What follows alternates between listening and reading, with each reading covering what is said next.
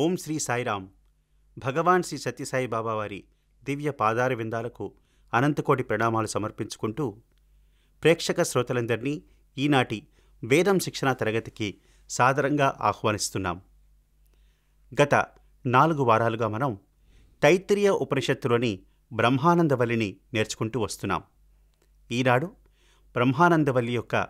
మొత్తం చాంటింగ్ మనం చేసుకుందాం. ముందుగా గణపతి ప్రార్థనతో కార్యక్రమాన్ని ప్రారంభించుకుందాం. ఓం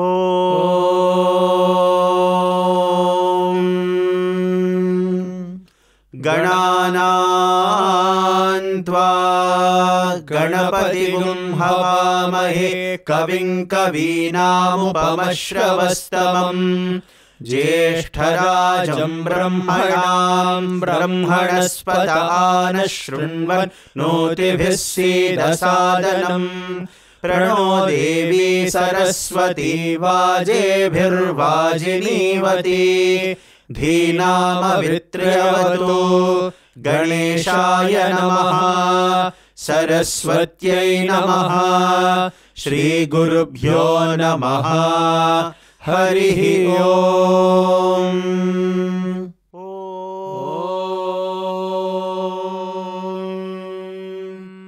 सहना भवतु सहनौ भुनक्तु सह वीर्यं करवावहै तेजस्विनावधीतमस्तु मा विद्विषावहै. ॐ शान्ति शान्ति शान्तिः. ब्रह्मविदाप्नोति परम् तदेशाभ्युक्ता सत्यं ज्ञानमनन्तं ब्रह्मा यो वेद निहितं गुहायां परमे व्योमन् सोऽश्नुते सर्वान् कामान् सः ब्रह्मणा विपश्चितेति तस्माद्वा एतस्मादात्मन आकाशः सम्भूतः आकाशाद्वायुः वायोरग्निः अग्नेरापः अद्यः पृथिवी पृथिव्या ओषधयः ओषधीभ्योऽन्नम् अन्नात् पुरुषः स वा एष पुरुषोन्नरसमयः तस्येदमेव शिरः अयं दक्षिणः पक्षः अयमुत्तरः पक्षः अयमात्मा इदं पुच्छं प्रतिष्ठा तदप्येष श्लोको भवति अन्नाद्वै प्रजाः प्रजायन्ते याः काश्च पृथिवीगश्रिताः अथो अन्नेनैव जीवन्ति अथैनदपि यन्त्यन्ततः अन्नगुं हि भूतानां ज्येष्ठम् तस्मात् सर्वौषधमुच्यते सर्वं वै तेन्नमाप्नुवन्ति येन्नं ब्रह्मोपासते अन्नगुं हि भूतानां ज्येष्ठम् तस्मात् सर्वौषधमुच्यते अन्नात् भूतानि जायन्ते जातान्यन्नेन वर्धन्ते अद्यतेति च भूतानि तस्मादन्नं तदुच्यत इति तस्माद्वा एतस्मादन्नरसमयात् अन्योन्तर आत्मा प्राणमयः तेनैष पूर्णः स वा एष पुरुषविध एव तस्य पुरुषविधताम् अन्वयं पुरुषविधः तस्य प्राण एव शिरः व्यानो दक्षिणः पक्षः अपान उत्तरः पक्षः आकाश आत्मा पृथिवी पुच्छं प्रतिष्ठा तदप्येष श्लोको भवति। प्राणन् देवा अनुप्राणन्ति मनुष्याः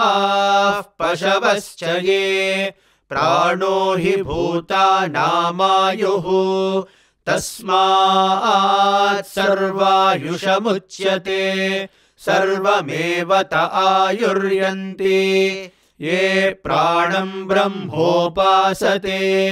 प्राणो हि भूतानामायुः तस्मात् सर्वायुषमुच्यत इति तस्यैष एव शारीर आत्मा यः पूर्वस्य तस्माद्वा एतस्मात् प्राणमयात् अन्योन्तर आत्मा मनोमयः तेनैष पूर्णः स वा एष पुरुषविध एव तस्य पुरुषविधताम् अन्वयं पुरुषविधः तस्य यजुरेव शिरः ऋग्दक्षिणः पक्षः सामोत्तरः पक्षः आदेश आत्मा अथर्वाङ्गिरसः पुच्छं प्रतिष्ठा तदप्येष श्लोको भवति यतो वाचो निवर्तन्ते अप्राप्य मनसा सह आनन्दं ब्रह्मणो विद्वान् न बिभेति कदाचनेति तस्यैष एव शारीर आत्मा यः पूर्वस्य तस्माद्वा एतस्मान्मनोमयात् अन्योन्तर आत्मा विज्ञानमयः तेनैष पूर्णः स वा एष पुरुषविध एव तस्य पुरुषविधताम् अन्वयं पुरुषविधः तस्य श्रद्धैव शिरः ऋतं दक्षिणः पक्षः सत्यमुत्तरः पक्षः योग आत्मा महः पुच्छं प्रतिष्ठा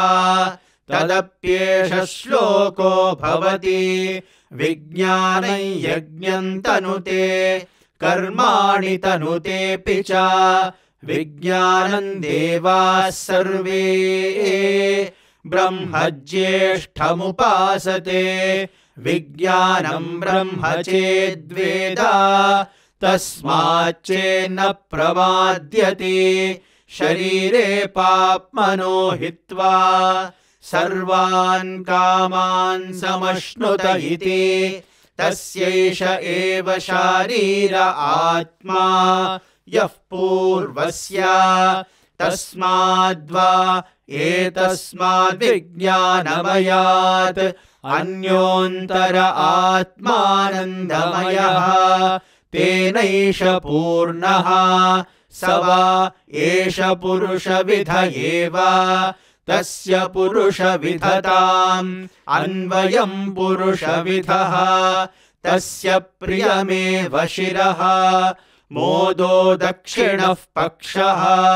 प्रमोद उत्तरः पक्षः आनन्द आत्मा ब्रह्मपुच्छं प्रतिष्ठा तदप्येष श्लोको भवति असन्नेव स भवति असद्ब्रह्मेति वेद चेत् अस्ति ब्रह्मेति चेद्वेद सन्तमेनन्ततो विदुरिति तस्यैष एव शारीर आत्मा यः पूर्वस्य अथातोऽनुः प्रश्नाः उता विद्वानमुल्लोकं प्रेत्य कश्चन गच्छति आहो विद्वानमुल्लोकं प्रेत्य कश्चित् समश्नुतावु सोकामयता बहुस्यां प्रजा येति सतपोतप्यता सतपस्तप्त्वा इदगुं सर्वमसृजता यदिदं किञ्च तत्सृष्ट्वा तदेवानुप्राविशत् तदनुप्रविश्य सच्चत्यच्चाभवत् निरुक्तञ्च निरुक्तञ्च निलयनञ्च निलयनञ्च विज्ञानञ्च विज्ञानञ्च सत्यञ्चानृतञ्च सत्यमभवत् यदिदं किञ्च तत्सत्यमित्याचक्षते तदप्येष श्लोको भवति असद्वा इदमग्र आसीत् ततो वै सदजायत तदात्मानग्स्वयमकुरुत तस्मात् तत्सुकृतमुच्यत इति यद्वै तत्सुकृतं रसो वै सः रसगृह्येवायं लब्ध्वानन्दी भवति को ह्येवान्यात् कः प्राण्यात् यदेष आकाश आनन्दो न स्यात् एष ह्येवानन्दयाति यदा ह्येवैष एतस्मिन्न दृश्येनात्म्ये निरुक्ते निलयने भयं प्रतिष्ठां विन्दते अथ सोऽभयं गतो भवति यदा ह्येवैष एतस्मिन्नुदरमन्तरं कुरुते अथ तस्य भयं भवति तत्त्वेव भयं विदुषो मन्वानस्य तदप्येष श्लोको भवति भीषास्माद्वातः पवते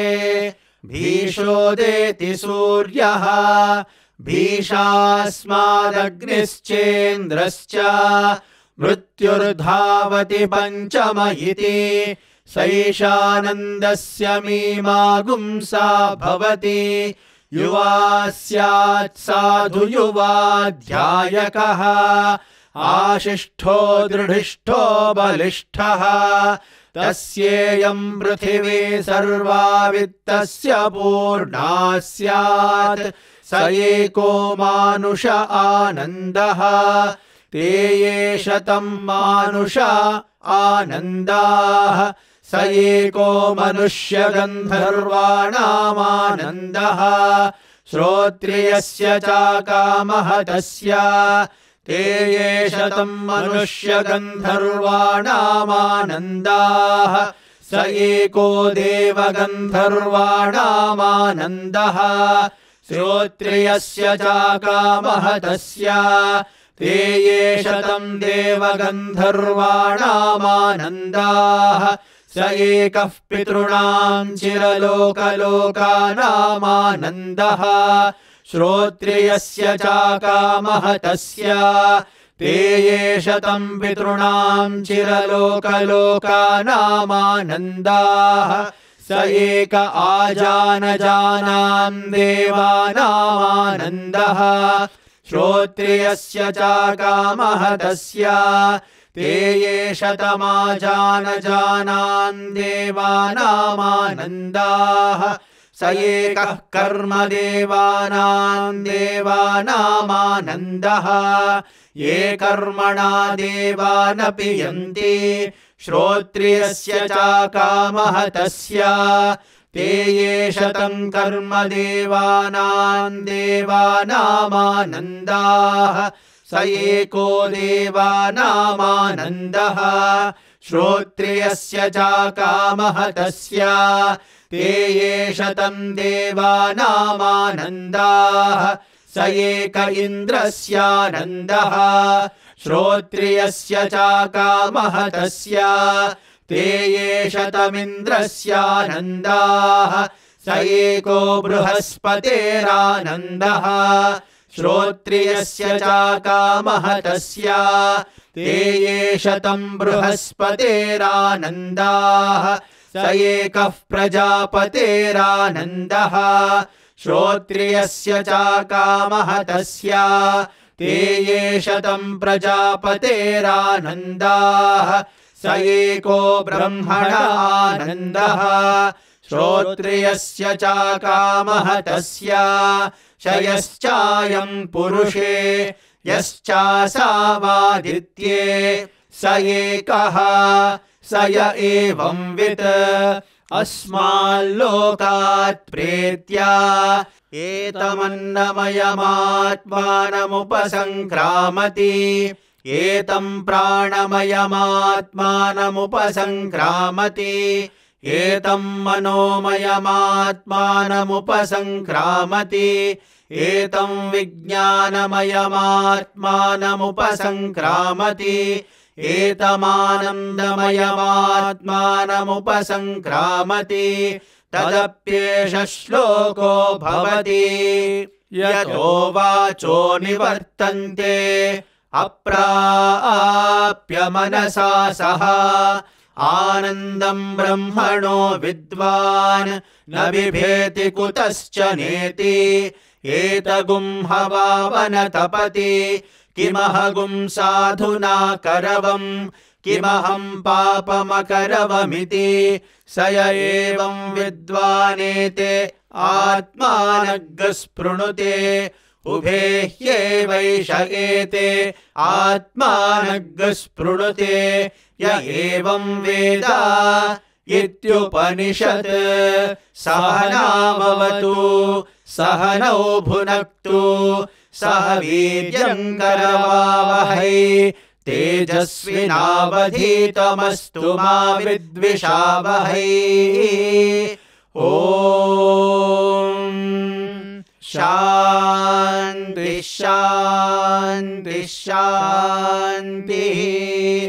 यदक्षरपदभ्रष्टं मात्राहीनं तु यद्भवेत् तत्सर्वं क्षम्यतां देवा नारायण नमोऽस्तु ते विसर्गबिन्दुमात्राणि पदपादाक्षराणि च न्यूनानि चातिरिक्तानि क्षमस्व ईश्वर अपराधसहस्राणि क्रियन्ते हर्निशं मया दासोऽयमिति मां मत्वा क्षमस्व ईश्वर अन्यथा शरणं नास्ति त्वमेव शरणं मम